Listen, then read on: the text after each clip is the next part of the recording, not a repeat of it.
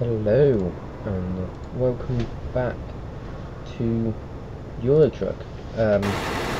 With the video on armour. See here we have a load that you've probably have seen before. We're doing the new high power cargoes, I believe the DLC's called. DLCs are at £3, £3. Well, it was when I bought it. It was £3, I think. That was a deal for the first day or something. I think it might be £3.99 normally. Can't remember. This is on the multiplayer, and recently they've added a new rule. Gives a choice on the single player to whether you want to be limited to 56 miles an hour or 90 something, which kilometers, which is the same thing. That's what it's that's the legal limit in the UK and Europe. Now, it wasn't in the first versions of the multiplayer compulsory. You could either choose to do 56 or you could choose to do 156 if you could. You could choose what speed you did, and that's well, nice. But in the new version you can't, and there's been a couple of polls on the forums about it, and the general census is we want to choose what speed we do. So it's that's the general consensus at the moment. Not the defined census, but that is what the vote came out with, that we want to choose. No speed limiter is what the vote was. It was, do you want a speed limiter, yes or no? Most people went no, and so the developers have said that in the new version they're going to allow us to choose. Now it's very nice of them, and it's the way it was before. The reason for the change, mainly lag, server issues with doing 100 miles an hour in a truck were big. You jump around, you come up to someone in a corner, and it just, you hit them, you wouldn't hit them, and it's all very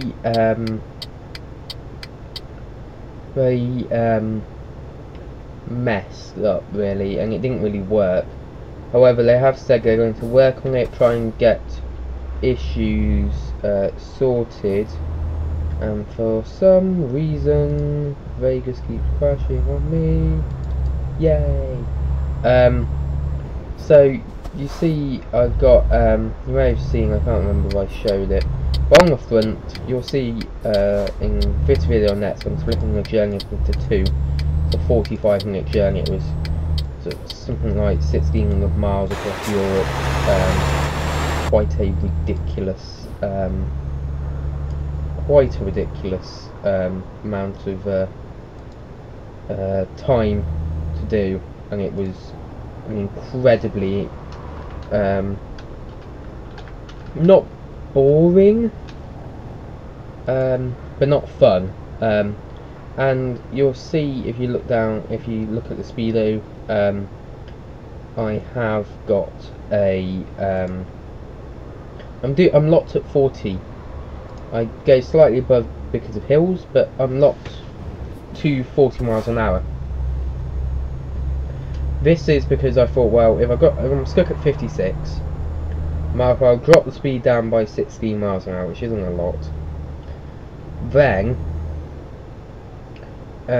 take the new cargo, which are all special load cargoes, and in effect become a special types truck. Special type vehicles, special type trucks are generally have specially made trailers of They have something like 150-ish, 150 gross ton. So laden go between 150, go roughly 150 normally. Or can go up to 150. I think there are ones to go 250 tons, which is a lot.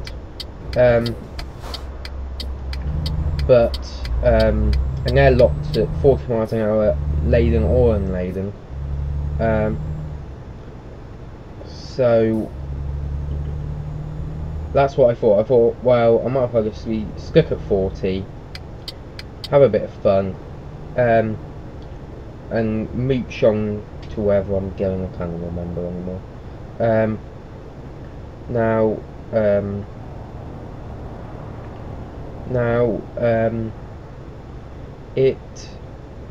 Special types cargoes are well, they can range from a lot of stuff. There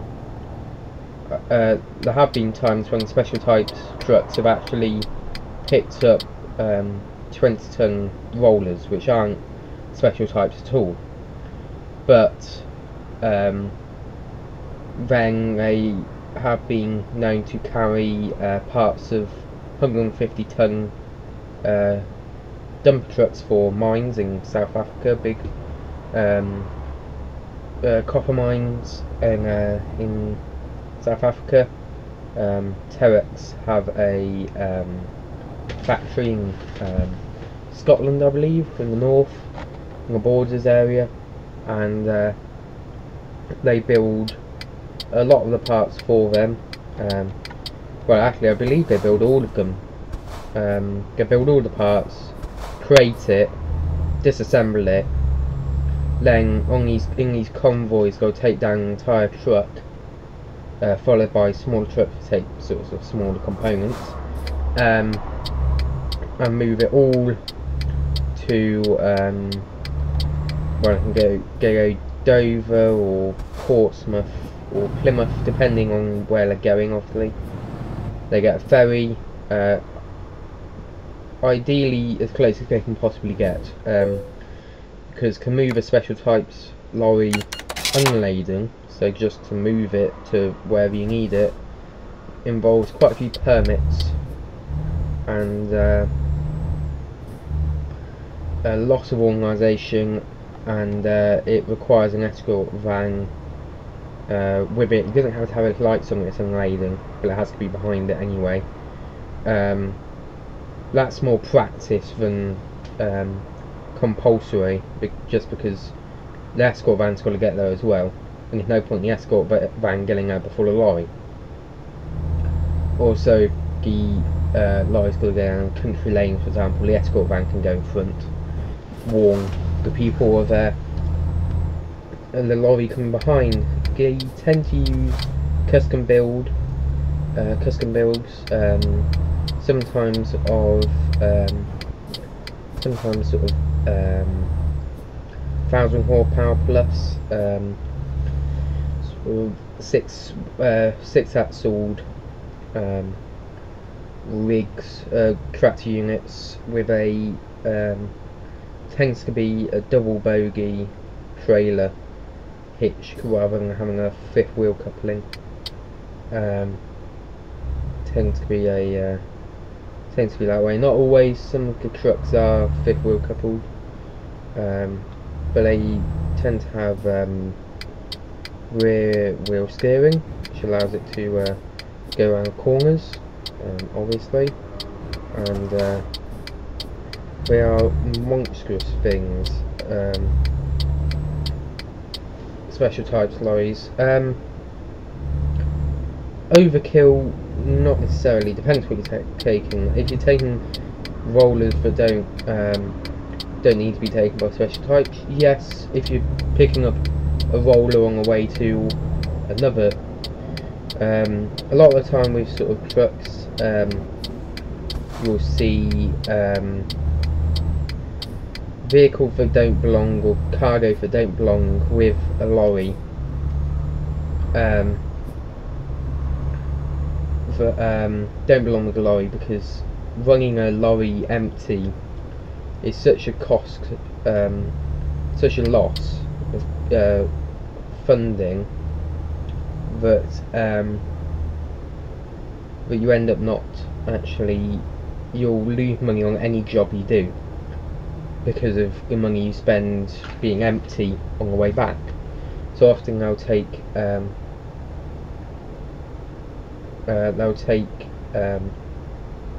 lot of the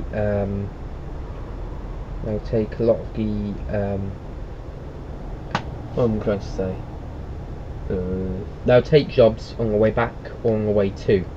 So, for example, a roller being taken in special types, the roller may be going to the same site, or very close site, and for the trucking company and the company receiving the roller, it makes perfect sense to take it on that, because it will cover the cost of the truck moving. Now,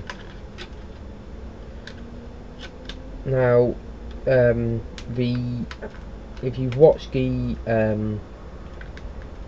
Go Compare advert with the House Whisperer, and the house turns up on a lorry, that is a it's not a Volvo, it's in I'm trying to think which one it is.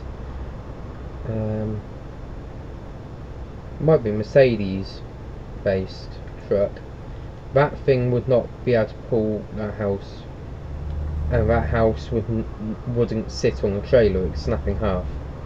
One thing about modern houses is they get floated on top of whatever they're on now, whereas sort of older houses have got big posts that go all the way into the foundations. They've a lot stronger.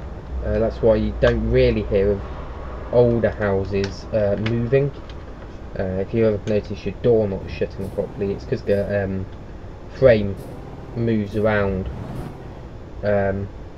inside the brickwork, because there's only going to be exterior bricks normally, unless you're paying an extension. Then all the walls are just going to be plasterboard onto the side, or they'll just have chipboard and then plaster on top, depends which way around they've done it, depends how old your house is. And therefore, if you're going to move a house, if you've ever watched things like Monks Move, you'll have a set of things called wheels. So I'm not sure if it's a brand name, I believe it is. It's effectively a flat platform of 24 axles or something, 24 axles with its own power supply, so it can move, remote control. And what you do is you put these across the bottom of the house. Then you have a truck connected up to these, which will then pull the house on these on the wheels, on the wheel devices, and move them up to wherever they're going. It's a very expensive way of doing it. Each wheels device is between £250,000 and £500,000 each. It's a lot of money. It's a lot of money. But there is another thing you'll see on the video.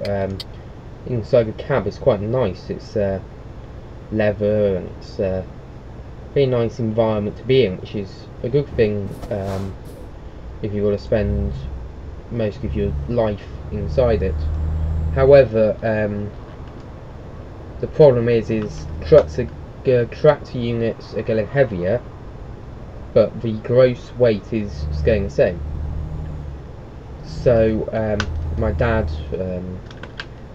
works for a plank tyre company, has to move a lot of stuff by low loader.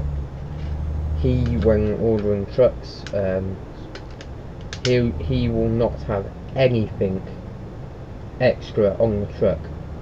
He'll have a beacon, and sometimes he'll have to put other warning lights on the truck itself, but it's pretty much a standard truck.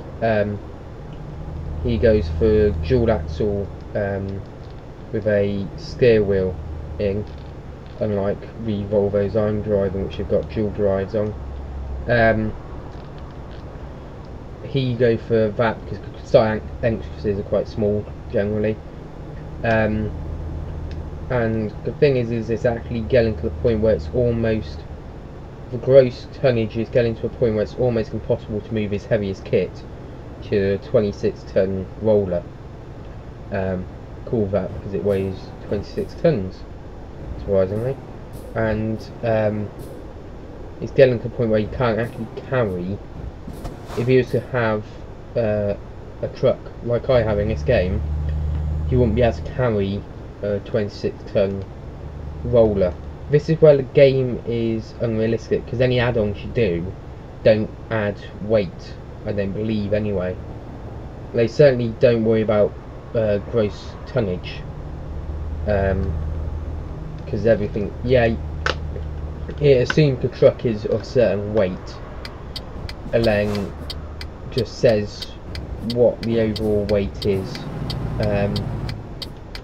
So yeah, trucks are starting to get to the point where it's becoming a bit stupid, really. Now, as my dad was talking about Volvo as a company to work for, company to deal with their trucks. 5-10 years ago, my dad's company used to service their own trucks. They still have a license to. However, to actually service it, you need to service a Volvo anyway. You need a Volvo's diagnostic tool on a laptop or a computer, and literally every single thing is controlled by a computer. As you may know, cars now are very hard to fix for a number of reasons. One, they're very small, keep them light, give you more space, and they're also very fiddly, because to make it small, the stuff is all put at random angles. It's very bad to work on as a normal person. If you're a garage, it's not too bad because you can take the thing apart, because you're being paid for it, so you will. Example, changing a headlight lamp on a Clio involves taking pretty much the entire front wing off and the bumper off because of the way it's done. Now, because my dad's company don't have this stuff, they started moving to Mercedes. Ivenco, I think, he's got one, but he hasn't stayed with sorry, with the same hasn't stayed with Volvo he used to, just because they've always been powerful trucks. Normally they were very reliable, and because they could service them themselves, they're quite cheap to run. Fortunately now that's not so much the case, but it's got to point with trucks, especially now, that the trailers are ridiculously expensive for a flatbed like on the back of this truck in game, and for you're talking easily £500,000 for a complete unit as a base, and then you've got to add stuff to that. Now a lot of that's going in-house to reduce costs, obviously, but even so, not a cheap cost to do. Yeah, it's that's a thing actually. There's another thing on the forum for talking about being able to buy your own trailer. Now this I'm not sure about. Personally, I think it's okay. I think it's quite a nice idea. However, is it going to be is it going to work very well? Probably not. Um, things are the idea is you'll be able to buy it, choose what type it was, so a flatbed or a rigid side or a canvas side or a hopper, and then the loads that you would be able to have with a trailer, so you could just go and get a load, would be limiting. Now that'd be nice for me because I prefer to have sort of flatbed loads. Being able to customise it would be quite nice, but probably not very necessary. I will try and update you on that in the next episode, next half of this. I will be talking about the 15-year-old boy that called a SWAT team on a live stream. You may have seen it. It's quite big because of the fact that he was live streaming at the time. And I'll sort of talk about his fate. He was recently tried, and yeah, it's quite harsh. He deserved it, but harsh. So I'll see you next time, and goodbye.